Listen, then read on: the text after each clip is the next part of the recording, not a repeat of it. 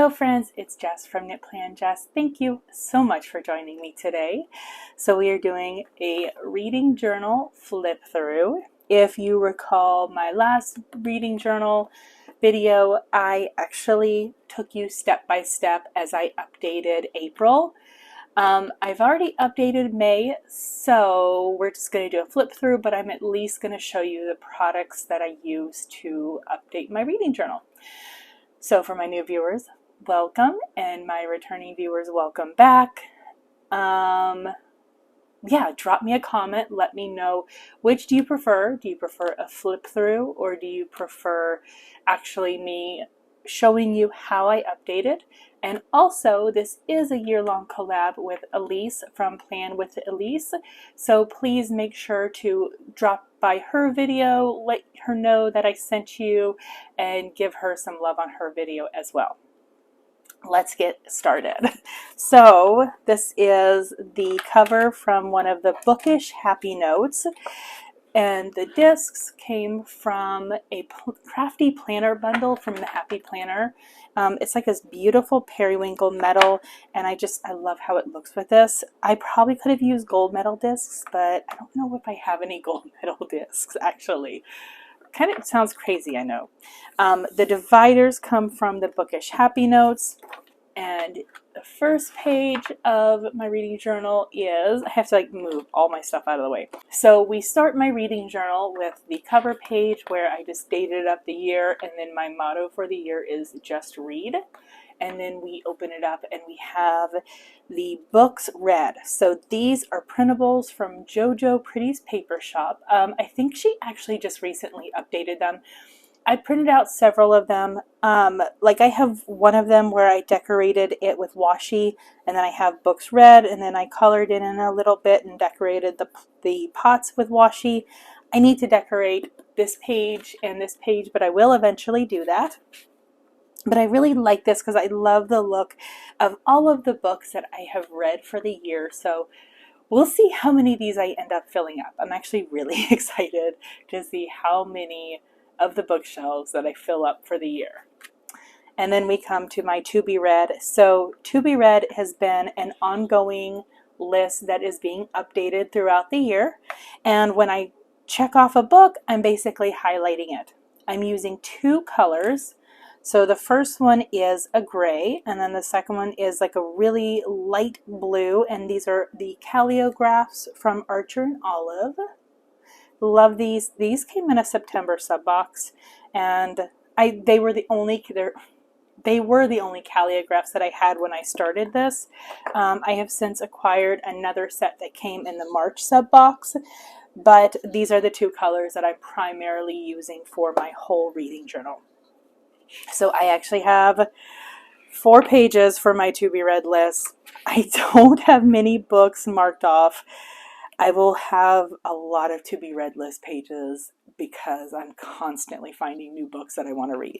But this has been really fun because this is a good list for me to search for books on Libby. If I go to the library, or if I'm at the store and I'm like, oh, there's a book that's on my list, or oh hey, that book looks really good, let's add it to my list. That's what's been going on. Then we come to my Goodreads 2022. This is my Goodreads challenge. So I originally set my challenge number at 50 for the year. About March, April maybe, I realized that I was easily going to hit 50. So I've actually upped it to 75, but I don't have 75 marked. 100 is a stretch goal. We'll see if that happens. I am currently at 42. At the end of March, at the end of May, I have read 42 books. That's kind of amazing. And this is a combination of Kindle books, or like regular books, and audio books. So then we come to the Bad Bish Book Club. This is a book club that I'm doing with a friend where we're just reading at least one book a month, the same. For 5 months, we're actually up to 7. So we have read like I want to say it was maybe April, I think we read 2 books the same, and then May we read 2 books. So like this was January. We did not read any books the same in February, but we read 2 for March because we missed February, and Duke is saying hi. And then Things I'm Seeing Without You and They Both Die at the End was April, and then Sarah Dessen Along for the Ride and Lucy's Score, Things We Never Got Over, was for May. So I might have to add in another page for the book club depending on how the year goes. If I have to, that is perfectly fine. I can easily put in another page in between of these 2. And then we come to my daily reading challenge where I try to read every single day.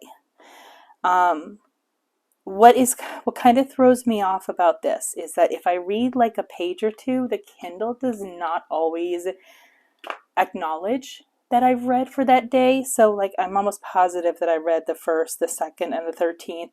Like the Kindle app says I didn't. I know for a fact the 1st and the 2nd I would have listened to audiobooks.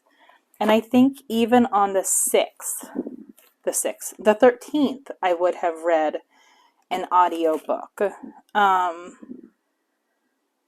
Yeah, so I just went ahead, according to the Kindle app, if it says that I didn't read those days, whatever, I'm just leaving it. So I still read a good 28 days of the month, which makes me happy.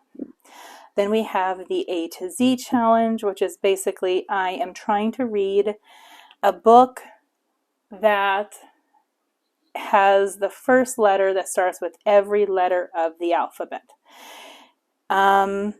We are up to 15.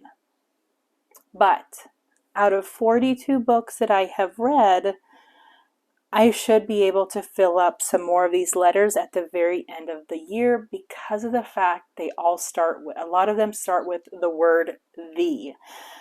But what I'm trying to do is I'm going to first fill it up with books that don't have the word the in the title, and then at the very end of the year I'll see kind of where I need to fill it in. And then we have the Colors of the Rainbow, where I was just trying to read a red cover, an orange cover, yellow, green, blue, indigo, violet cover. I have filled it up. I admit this really was not one of my favorite challenges, and I don't think I'm going to be doing it next year. Then we have the monthly review, where I just write in a little piece of paper with how many books that I read that month. So January was 8, February was 8, March was my lowest month at 6, and then April was 10, and May was 10. So I like that because like originally I had planned on actually writing in the names of the books on the slip of paper. It didn't work out well. So I just do a number. I will probably change up the monthly review for next year, but I don't know how yet though. And then I just have like a look ahead page where I just kind of write in notes and stuff. So right now I have that I want to do bingo sheets for 2023. I will update that kind of just throughout the year as I come up with like new ideas. And then we have the actual monthly calendars. And this is basically where I write in when I start a book and when I finish a book. And then on the side, I have been putting in how many books that is my goal for the month. So January was 5 goal, was a 5-book goal, but I read 8 books. And on the back of the calendar, I do have all of the books that I read, and I've been printing out little photos of the cover, and I've been putting them on there, and I really, really love that because when I look for books, I'm drawn to the cover. So I love that I can, basically have the cover all on there. So February was 6, but I read 8. And then March was a goal of 6 books, which I managed to read 6 books. And then April was a goal of 6, but I read 10. And a big part of this is because of the fact that this was also the first month that I started reading or started listening to audiobooks, and that has really helped. So Second First Impressions was an audiobook. Would Like to Meet was an audiobook, and Real Men Knit was an audiobook. So I thought I did pretty well with that one. And then May, my goal was 6 books. I managed to read 10. So for these little boxes, what I have been doing is whenever you have a sticker book, I've got to find one that actually has it, where it has this little box and then it has a header. I've been using these because I don't like to use these in my spreads a lot. I simply just cut off the very top of it, and then I use the actual colorful box for writing in. So for this spread specifically, I used boxes from Adulting, and then I had to take some from Bold School. I'm going to have to start searching for these boxes because I'm kind of running out. So I know that there's more books that have them. I just have to find those sticker books. But yeah, so I did 10 books for May, and the books that were audio, Harry Potter and the Deathly Hallows was audio, Twice Shy was audio, and Along for the Ride was audio, and Donut Fall in Love was audio. I love the audiobooks because it allows me to be able to really listen to a story, and I can almost have like a movie playing in my head, and I love it. And the Harry Potters, I think that they are one of the best audiobooks that I have ever listened to, because they really just bring it to life. So yes, I'm increasing my books read by listening to audiobooks. So one thing I actually did new for May was I turned a daily page into a reflection page, and I really love how this turned out. So I use stickers from, this was a Happy Planner, Teresa Collins book. I use some stickers from Alicia Michelle, and I use stickers from Caitlin Plans. And what I did is I basically put like a book of the month. And those, I decided to write in my top 3 books. And then I put my goal, and then I basically reflected on whether, like, obviously I met my goal, I didn't meet my goal, and then what type of books that I read. So 4 audiobooks, 6 Kindle books, 0 physical books. The reason why I included the physical books is because I have been buying physical books and I've got to read them. So then I just basically put in some notes and some little to-dos. So a note was I bought some physical copies of books, and I wrote down the 3 that I bought. And then I even put a note because 2 of them I got on sale at Target. And then just some notes. So plan for the Bad Bish Book Club for June. Don't forget to enter the Goodreads giveaways, and then update my to be read list. So I think I'm definitely going to start doing this for the rest of the year. I really enjoyed creating this page, and I love having like that reflection page. So yeah, I will definitely do one for June, which I've already decorated my monthly. I love it. I love my June page. I use stickers from Caitlin Plans. My goal is 6 books for the month.